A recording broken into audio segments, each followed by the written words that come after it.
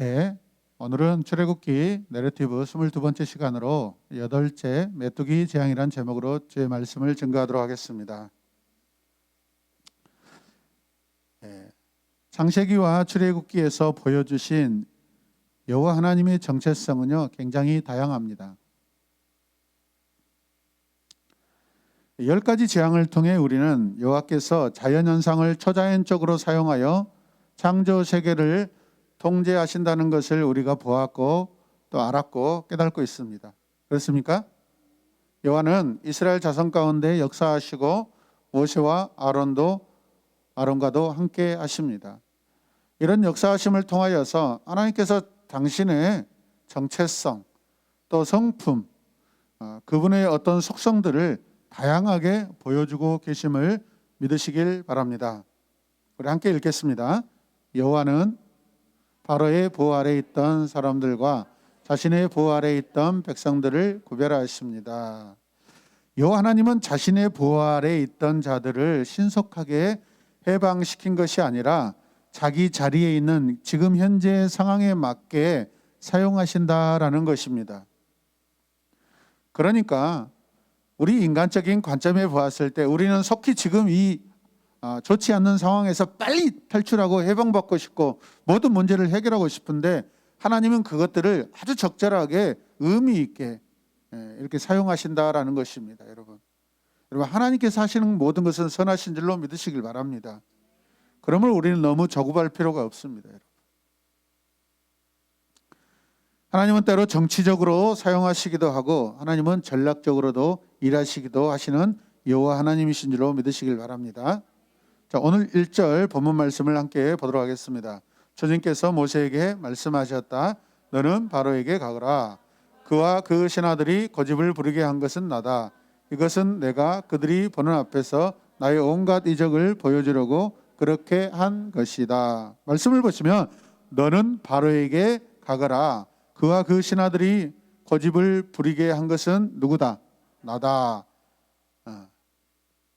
그리고 마지막 말씀 보면 내가 한 것이다 라고 하나님께서 친히 선포하고 계십니다. 출애굽기 10장의 처음 두 구절은 여호와의 행동하시는 그 이유를 우리에게 말씀해 주고 계십니다. 하나님께서 왜 이렇게 하시는가? 1절과 2절 말씀에서 내가 한 것이다 라고 하나님이 주체임을 말씀하시고요. 여호와가 누구신지 이해할 수 있는 결정적인 그 증거들을 말씀하고 계십니다. 여기서 초점은 이스라엘 자손과 그들의 후손에게 있다라는 것입니다. 아멘입니까? 목적은 그분의 자손과 그분의 백성에게 향하고 있다라는 것을 여러분 이해하시길 바랍니다. 2절 말씀을 또 함께 보겠습니다. 그뿐만 아니라 내가 이집트 사람들을 어떻게 벌하였는지 그리고 내가 그들에게 어떤 이적을 보여주었는지를 내가 너의 자손에게도 알리게 하려고 또 내가 주님을 너희에게 가르치려고 그렇게 한 것이다. 여호와는 이스라엘 자손의 아들과 그 자손이 바로의 마음이 완악했음과 애굽의 이집트를 향한 그 표적들을 알기 원하신다라는 것이죠. 하나님이 그들이 알기 원하는 것은 정확히 무엇이었을까? 하나님이 그들이 알기 원하시는 것, 여러분 그들이 무엇을 정확히 이해해야 하는 것일까요? 그것을 우리가 세 가지로 말씀드릴 수 있는데 여호와께서 바라시는 것 첫 번째 같이 읽읍시다. 시작.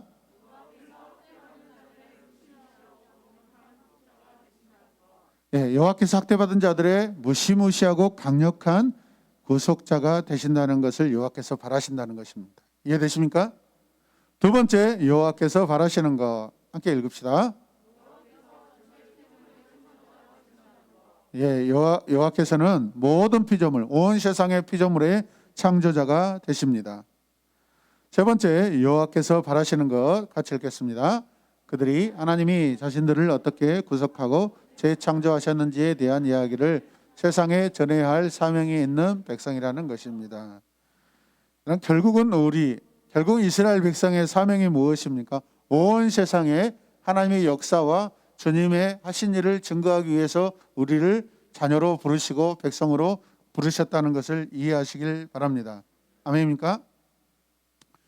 그러므로 오늘 하나님 말씀을 이렇게 볼 때 첫 번째, 여호와는 학대받은 자들의 무시무시하고 강력한 구속자가 되신다라는 것이죠. 구약 성경을 읽다 보면 종종 하나님의 가혹한 행동들을 우리가 보게 됩니다. 요한은 하나님의 자녀가 포악한 학대에서 구원을 부르짖을 때 강력한 힘으로 응답하시는 분임을 우리에게 종종 보여주고 계십니다. 하나님은 이 땅에 정의를 회복하시는 분이십니다. 아멘입니까? 이 땅에 그 누구도, 그 어떤 백성도, 그 어떤 민족이 다른 민족을 학대할 수 있다라는 것은 정당하지 않습니다, 여러분. 하나님은 평화의 하나님이십니다. 할렐루야. 두 번째, 같이 읽을까요? 하나님은 도움받을 데가 없는 사람을 구속하시고 건지신다. 그러므로 우리가 하나님, 저는 이 땅에 하나님밖에 바라보지 못하는 가난하고 연약한 자입니다라고 겸손하게 기도할 때 하나님께서 우리에게, 여러분들에게 향하고 계실 줄로 믿습니다. 10가지 재앙을 보면 하나님은 처음에 사람들을 노예 상태에서 해방시키시기 위하여 계획하시고 움직이십니다. 이 하나님의 그런 일 가운데 하나님의 성품을 보면 굉장히 처음에 확 해버릴 그런 상황 가운데서도 억제하시고 절제된 능력으로 상황들을 계산하시고 가신다라는 것입니다, 여러분. 아멘입니까? 하나님은 철저하게 계산하신 분이고 철저하게 절제하십니다. 여러분, 하나님의 능력이면 지금 8째 재앙까지 올 수 있어요, 없어요? 올 필요도 없습니다. 한 번에 끝내버릴 수도 있습니다. 왜 이렇게 8번째 재앙, 또 9번째 재앙, 또 그 다음 주에 10번째 재앙까지 하나님께서 이끌어 가실까요? 그것은 회개하지 않는 한 영혼, 회개하지 않는 민족들이 회개하게 만드시는 것이고, 그 회개를 통하여서 하나님의 자손들이 하나님이 어떤 분이시다라는 것을 여러분 깨닫게 하기 위해서입니다. 믿으시면 아멘.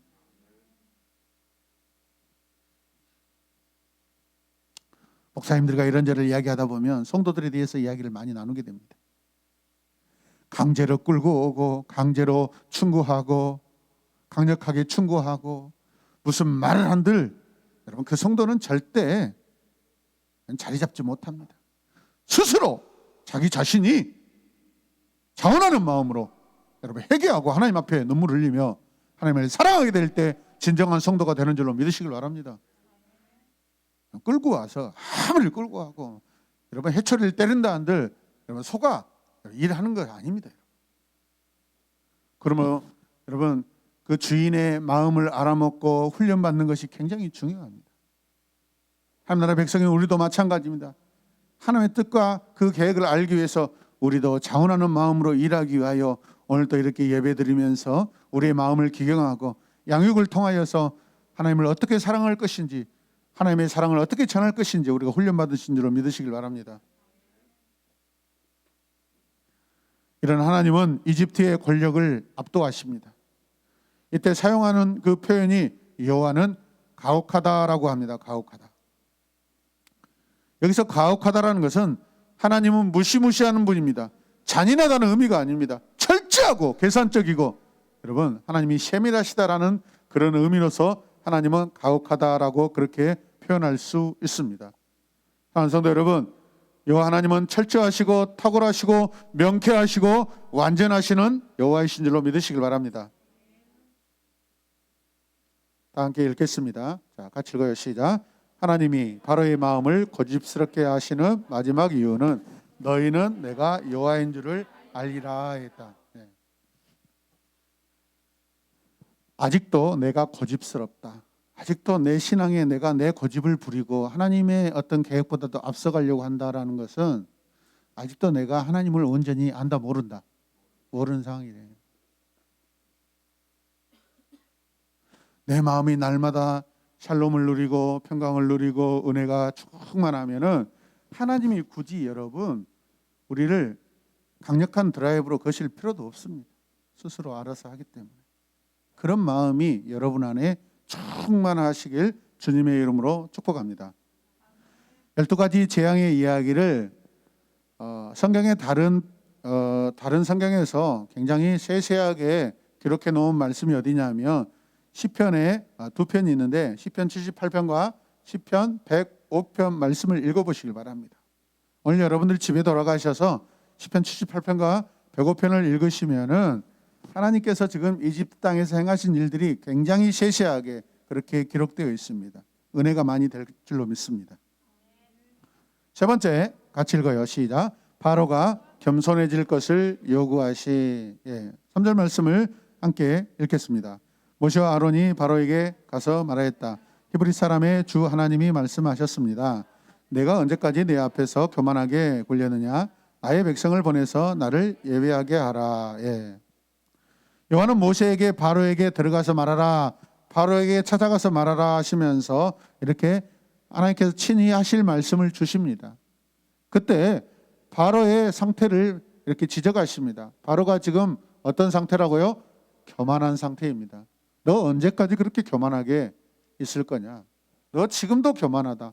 너 어제도 교만하고 지금도 교만하고 너 내일도 교만할 것이다. 너 계속해서 그렇게 교만할 것이냐라고 책망하고 계십니다. 그러면서 나의 백성을 보내서 나를 예배하게 하여라 라고 말씀하십니다. 이 말씀이 무슨 뜻입니까? 당신의 백성에게 자유를 주시겠다라는 것입니다. 이 모든 내용은 오늘 출애굽기 10장의 이 사건의 핵심의 내용입니다. 하나님은 바로에게 이 사건을 여러분 말씀하시고 요구하시고 이제 이후로는 이 메뚜기 재앙 이후로는 말씀하지 않으십니다. 이제 더 이상 하나님이 말씀하지 않으십니다. 더 이상 설명하지 않으셔요, 여러분. 네 번째 함께 읽겠습니다. 여덟째 재앙은 땅의 표면을 새까맣게 뒤덮은 메뚜기였다. 5절 말씀을 보시면 그들이 땅의 표면을 다른 말로 하면 지면이죠. 땅의 모든 지면을 덮어서 땅이 보이지 않게 될 것이며 우박의 피해를 입지 않고 남아있는 것들. 지난주 우박 피해에 당하지 않았던 거 뭐죠? 아직 땅속에서 올라오지 않는 새싹들이었는데 그것들을 말씀하셨죠. 바로 오늘 이 재앙에서 그 새싹들을 하나님께서 또 이렇게 메뚜기를 통하여서 어떻게 하실 것을 미리 말씀하시는 것입니다. 다 먹어치우되 들에서 자라는 나무들까지 모두 먹어치울 것이다. 오늘 말씀에 굉장히 중요한 재앙의 요소인 이 메뚜기. 메뚜기는 언어로 뭐죠? 아르베. 이 메뚜기 아르베라는 이 의미는 수가 많다, 군대라는 그 의미를 가지고 있습니다. 그러니까 메뚜기 자체가 한 마리의 의미가 아니라 어마어마한 군대 같은 그런 숫자로서의 지금 표현이라는 것입니다. 이해되십니까? 지금 이 상황이 심각해지자 바로의 신하들이 왕을 설득합니다. 자, 7절 말씀 보십시다. 시작. 그때 바로의 신하들이 바로에게 언제까지 이 사람이 우리에게 함정이 되어야 합니까?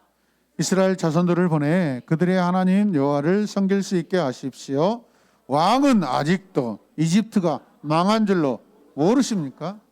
신하들은 자기 나라 이집트가 지금 망했다 안 망했다? 망했다라고 생각하는데 왕은 자기 나라가 망한 줄 안다 모른다? 모르고 있다라는 것입니다. 얼마나 어리석습니까, 여러분? 지금까지 감히 신하들이 왕에게 이런 진언을 할 수가 없었습니다.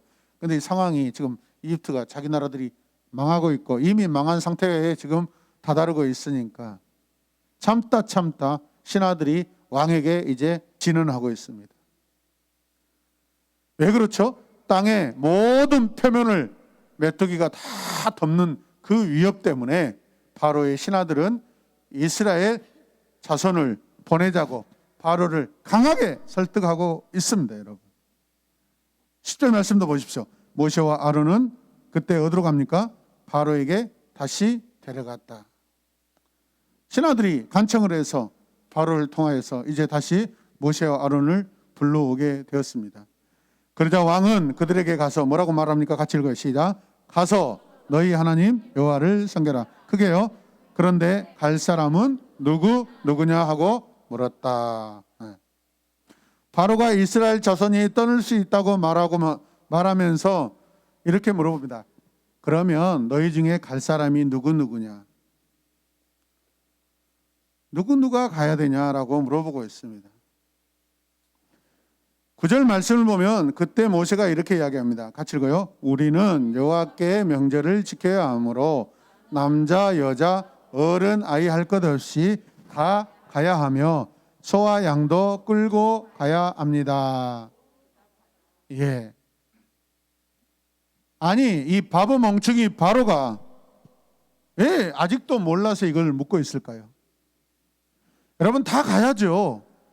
여호와를 섬기고 예배하는데 어린아이 구별이 어디 있습니까? 믿으시면 아멘. 하물며 이스라엘 백성에게 속한 동물들도 다 포함하고 있습니다. 여러분 모든 사람과 모든 가축이 다 여호와께 속한 줄로 믿으시길 바랍니다. 이때 바로는 무슨 생각을 하고 있을까요? 10절 말씀을 함께 읽도록 하겠습니다. 바로가 이렇게 말하였다. 내가 결코 너희 여자들과 자녀들을 함께 보내지 않겠다. 너희가 악한 음모를 꾸미고 있는 것이 틀림없다. 이거는 요즘 말로 하면 음모론을 퍼뜨리고 있어요. 음모론을 퍼뜨리고 있어요. 빌 게이츠가 코로나19를 만들어서 지금 온 세상에 퍼뜨렸다. 여러분 그게 지금 엄청난 음모론입니다.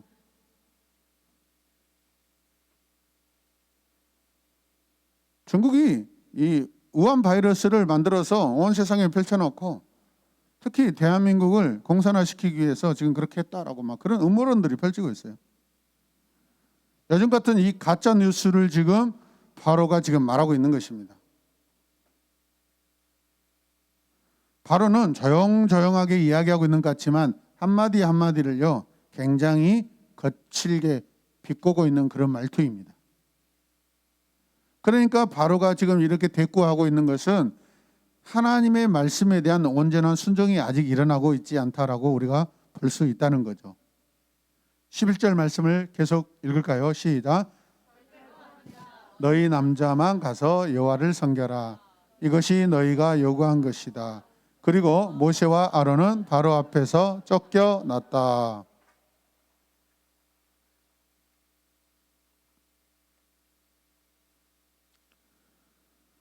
그러면서 바로는 여호와의 이름을 비꼬는 의미를 사용하는데 뭐라고 해요? 단호하게 절대로 안 된다. 하나님 분명히 내 백성을 보내라라고 말씀하셨고 그렇지 않으면 내가 내일 이집트 온 땅에 메뚜기로 뒤덮게 할 것이다라고 분명히 경고하고 말씀하셨는데 안 된다라는 것입니다.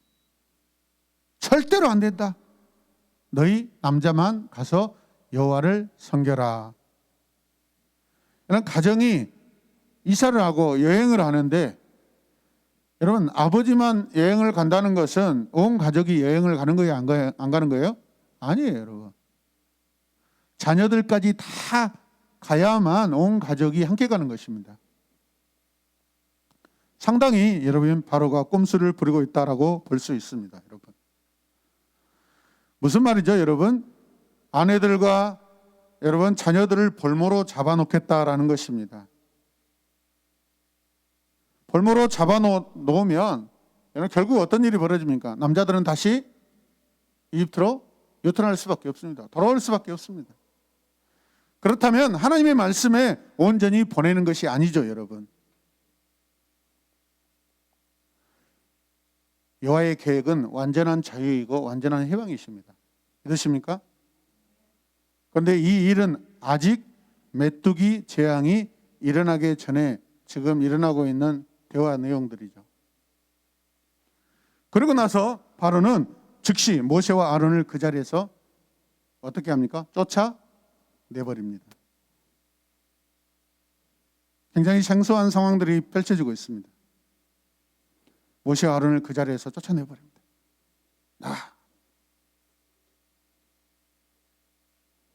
이제 이후에 어떤 일이 벌어질지 참 궁금합니다, 여러분.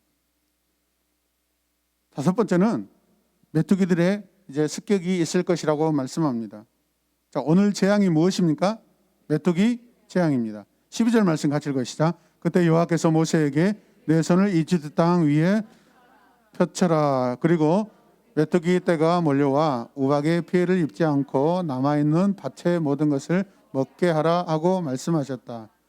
여호와께서 급하게 모세에게 지시를 내리십니다. 내 손을 이집트 땅 위에 뻗쳐라. 그리고 메뚜기 떼가 몰려와 우박에 피해를 입지 않고 남아있는 밭의 모든 것을 다 먹게 하여라 라고 말씀하십니다. 여호와께서 내리시는 명령이 무엇입니까, 여러분? 메뚜기를 통한 재앙입니다. 메뚜기를 통한 재앙. 같이 고백합니다. 메뚜기를 통한 재앙이다. 네, 힘을 내시길 바랍니다. 지금 여러분 그만 주무시고 일어나셔요. 13절 같이 읽겠습니다. 시작. 여호와께서 동풍을 일으켜 그날 온 땅과 밤에 바람이 불게 하셨다. 그래서 동풍이 아침에 메뚜기 떼를 몰고 왔다. 13절에서 재밌게 등장하는 것은 재앙의 출발은 동풍을 창조하시는 하나님이시라는 것입니다. 여호와께서 동쪽 바람을 일으키셔서 온 낮과 그 밤에 바람이 불게 하십니다. 할렐루야! 동풍이라는 단어를 살펴보았더니 놀라운 의미가 있더라고요. 동풍 같이 보셔요. 동풍은 동쪽은 카딤이고 바람풍은 루아우예요. 루아우. 우리가 잘 알다시피 루아우라는 것은 창세기에서 하나님께서 아담을 지으시고 그 코에 생기를 불어넣으실 때 여호와의 그 숨, 여호와의 호흡, 하나님의 그 영을 말씀합니다. 여러분, 그냥 자연적이고 계절을 통해서 나타나는 바람이 아니라 여호와의 호흡으로 만들어내신 바람이라는 거예요. 여러분, 아멘입니까? 여호와의 호흡, 여호와의 숨. 오늘 이집트에 불어오는 바람은 여호와의 호흡입니다. 여호와의 숨이십니다. 거기에는 하나님의 영이 움직이고 계십니다. 심판의 영이 임하고 계십니다. 할렐루야. 그래서 이집트는 어떻게 될까요, 여러분? 14절 말씀 같이 읽으시길 바랍니다. 같이 읽어요. 시작. 메뚜기가 이집트 전역을 여전히 덮어 피해가 막심하였다. 이런 메뚜기 때는 전에 한 번도 본 적이 없었고 앞으로도 볼 수 없는 것들이다. 할렐루야. 이 시간 메뚜기 영상을 하나 보도록 하겠습니다.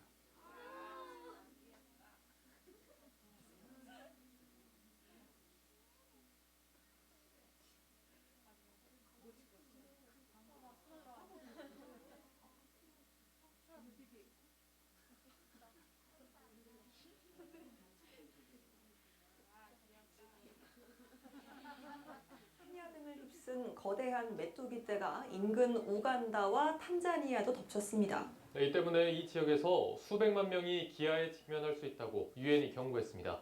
김성진 기자입니다.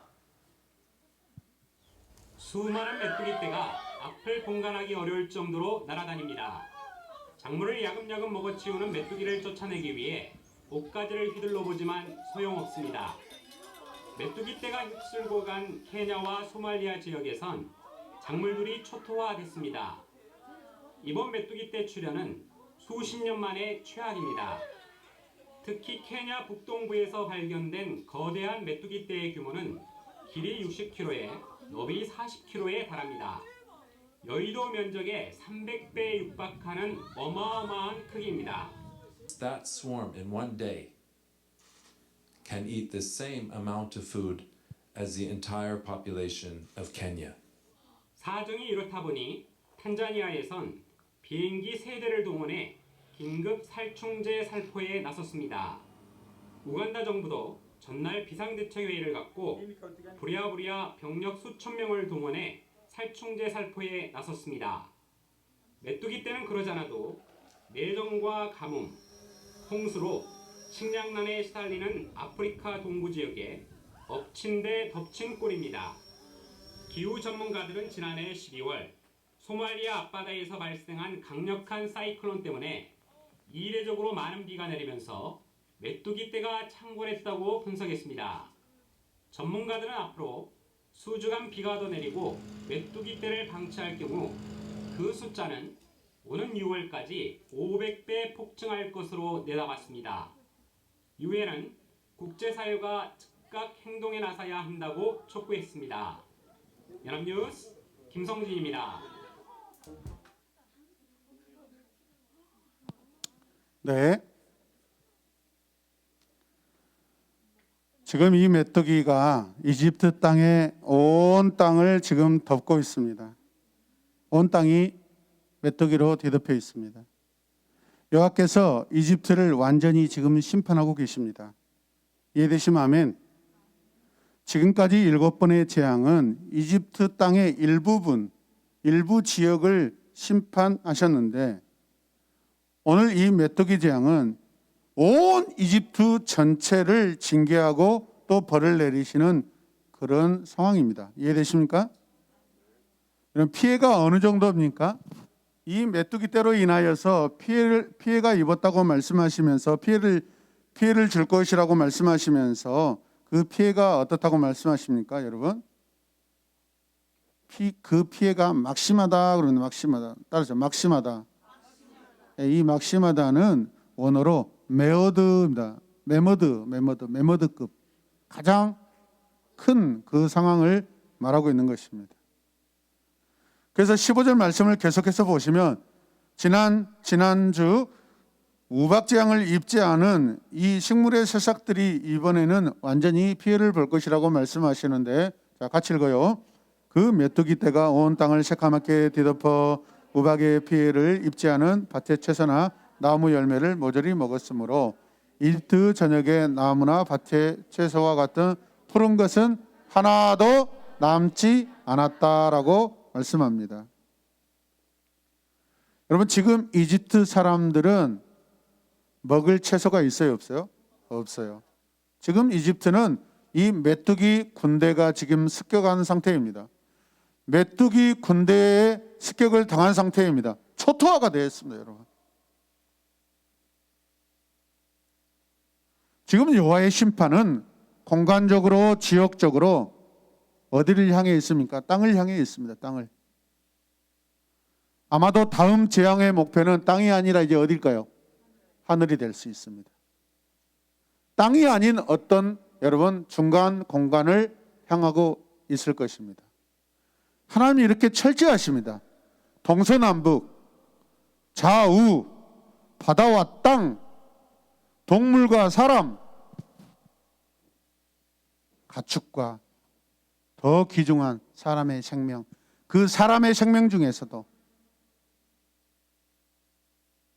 각 가정, 짐승 중에 첫 번째 태어난 그 장자의 새끼, 이제 갈수록 더 중요하고 더 중요하고 더 중요한 곳으로 여호와의 심판이 계속해서 향하고 계십니다. 할렐루야.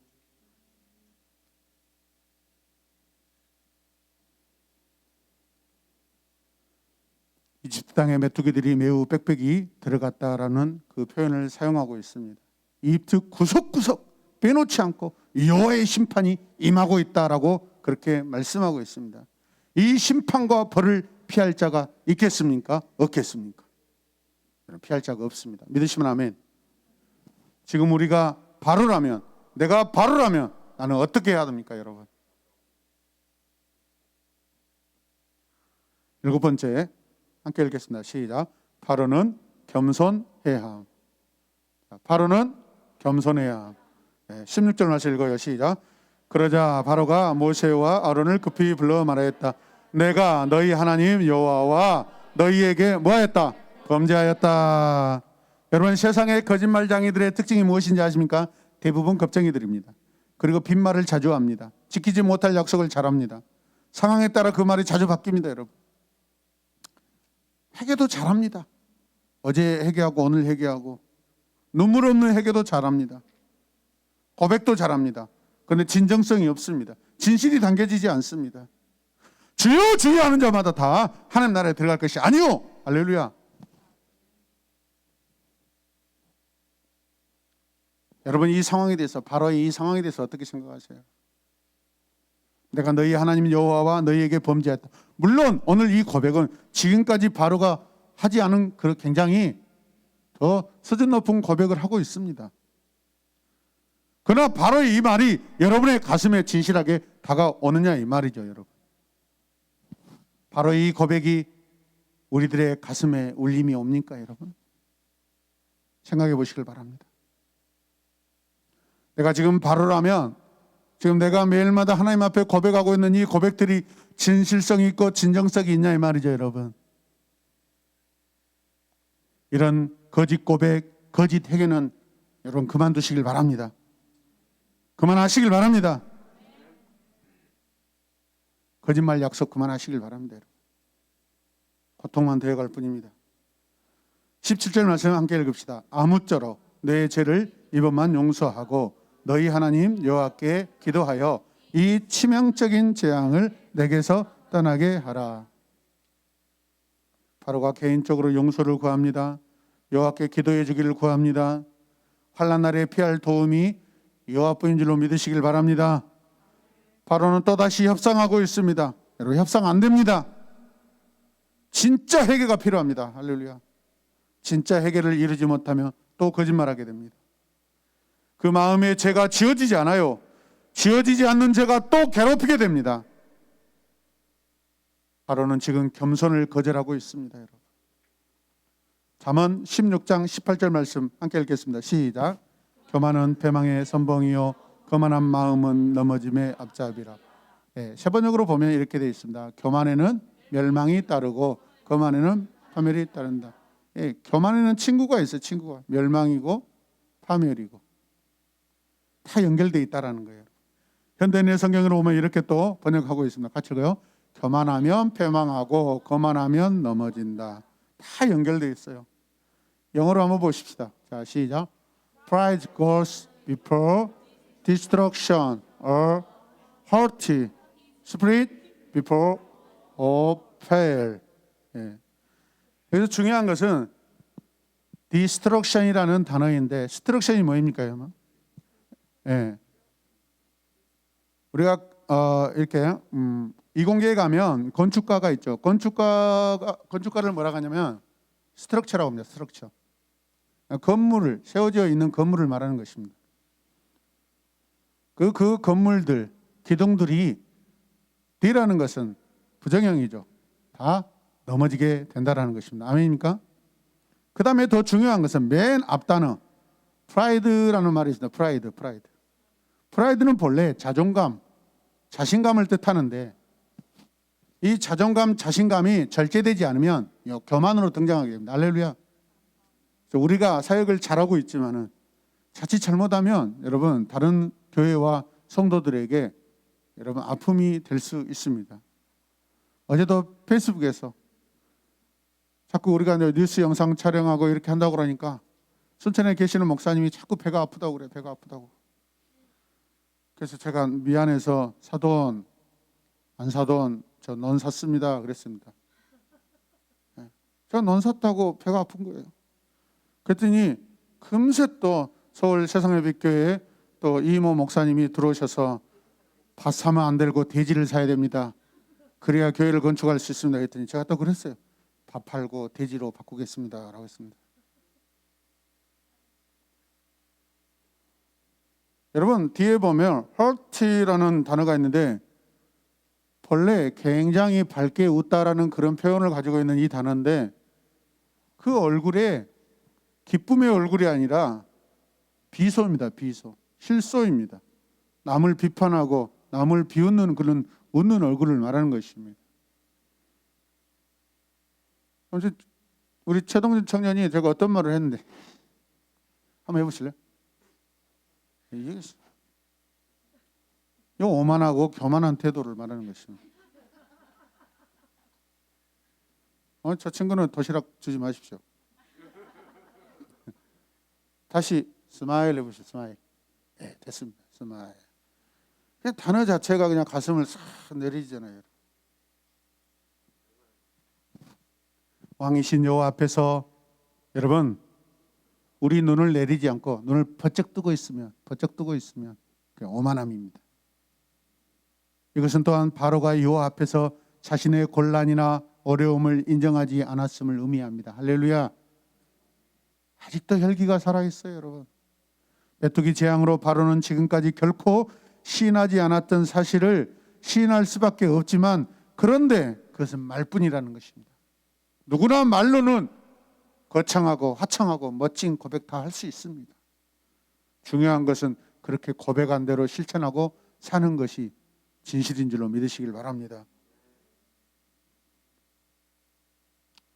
내가 너희 하나님 여호와와 너희에게 범죄하였다라고 한 번도 지금까지 하지 않았던 그런 고백을 하고 있습니다. 그렇지만 이런 고백을 뒷받칠 만한 책임 있는 행동이 뒤따르는지 우리는 지켜봐야 할 것입니다. 할렐루야.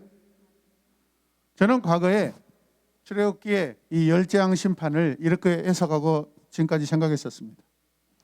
하나님은 회개하기를 원하시지만 회개하지 않으면 한번 작정한 그 심판 끝까지 간다라고 저는 그렇게 지금까지 성경을 해석하고 제가 생각했습니다. 그런데 이번에 출애굽기 열재앙을 강해하면서 말씀을 묵상하면서 아니다라는 것을 깨달았습니다. 지금까지 하나님이 심판 하나하나마다 바로에게 여러분 기회를 주셔요, 안 주셔요? 기회 주셔요, 여러분. 이게 잘못됐구나. 그렇구나. 내가 잘못된 신학, 성경 해석을 잘못하고 있었구나. 요한계시록에도 보면 하나님께서 셋대 반 이렇게 나누어서 심판하십니다. 3년 반, 3년 반 나누어서 심판하시는데 그 중간에 여러분 쉬는 점이 있습니다. 쉬는 시간이 있습니다. 그 쉬는 시간은 여러분 회개하고 돌아올 자들을 기다리시는 하나님의 그 시간들입니다. 믿으시면 아멘.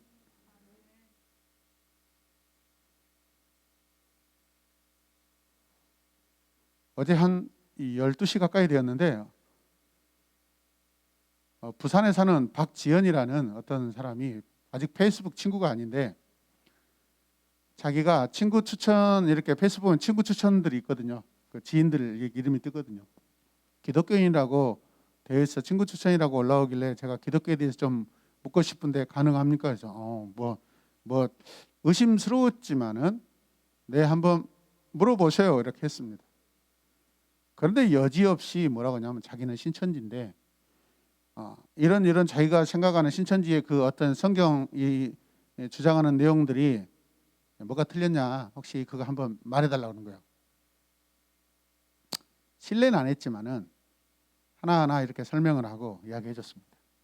그랬더니 그때부터 갑자기 신천지 교리를 막 자랑하기 시작하고 막 주장하기 시작합니다.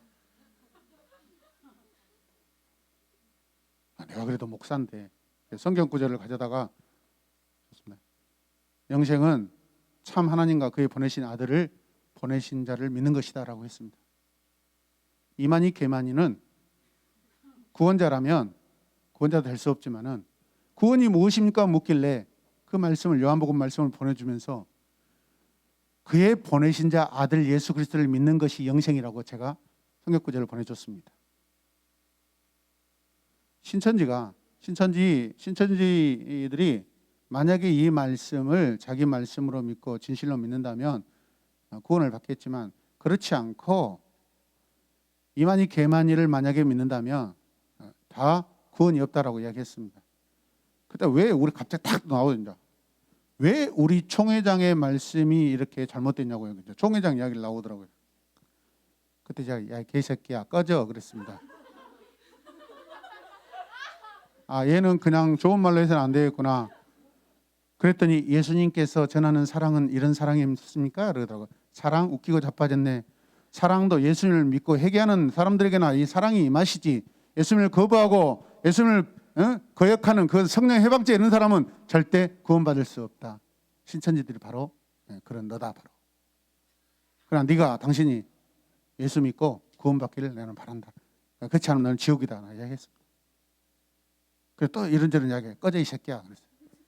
그리고 친구 차단시켜버렸어요.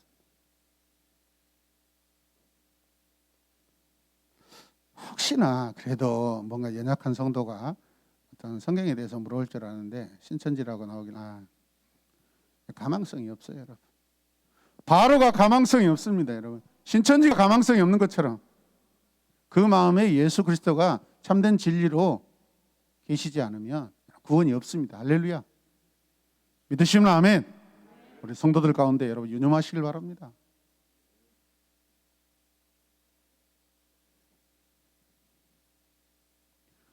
십구 절 말씀을 보시면 여호와께서 그때 동풍을 강한 서풍으로 돌변시켜 메뚜기 떼를 홍해에 몰아 넣으셨다.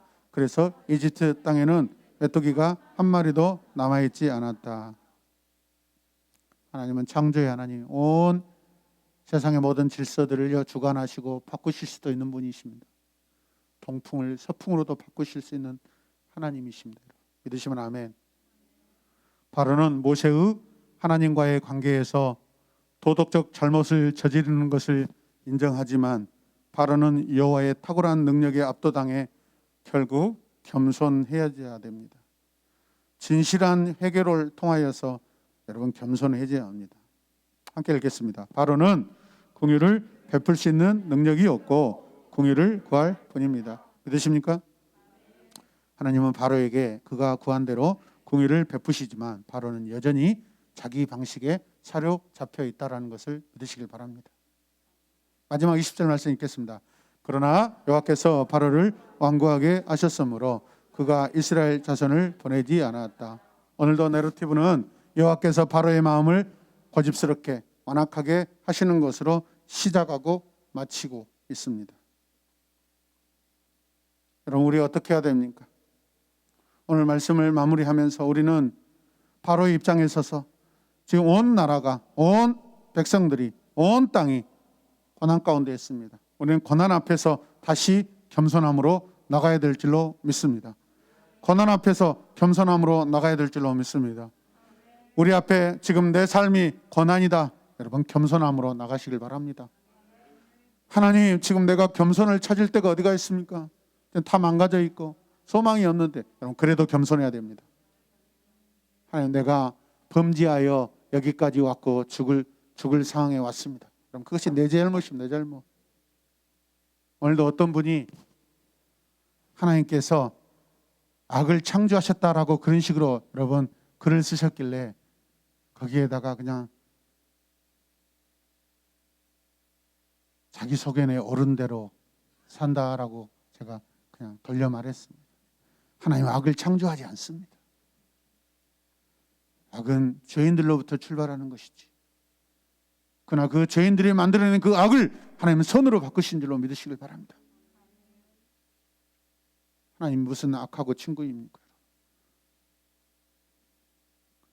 여호와께서 이방인이나 자기 백성을 때로는 강하고 무시무시하게 다루십니다. 그래서 때로는 고난이 겹쳐옵니다. 바로에게도 지금 고난이 왔습니다. 어려움이 줄을 잇고 있습니다. 마음이 더욱더 뻣뻣해집니다. 그때 우리는 계속해서 나를 볼 것이 아니오 하나님 앞에 엎드리고 겸손으로 공의를 구해야 될 줄로 믿습니다. 내 마음이 가는 대로 방치해두면 그 끝은 멸망이고 패망이고 사망입니다. 우리 성도들이 이런 환난에서 겸손하게 회개함으로 건진받기를 간절히 소망합니다. 축복합니다. 회개하는 복을 받으시길 바랍니다. 회개의 영이 여러분 안에 있기를 바랍니다. 기도하겠습니다.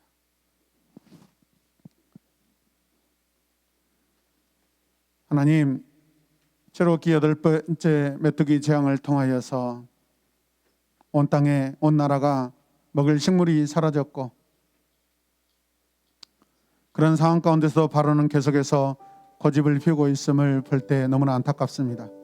내 모습이 바로 이런 삶인 줄로 하나님 회개하고 하나님 앞에 세워져 있는 그 고집들이 꺾이게 하여 주시옵소서.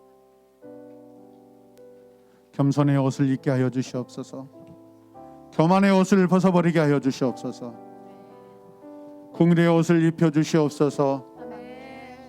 사망의 옷을 벗기시고 생명의 옷을 입게 하여 주시옵소서. 예수님의 이름으로 기도드립니다. 아멘.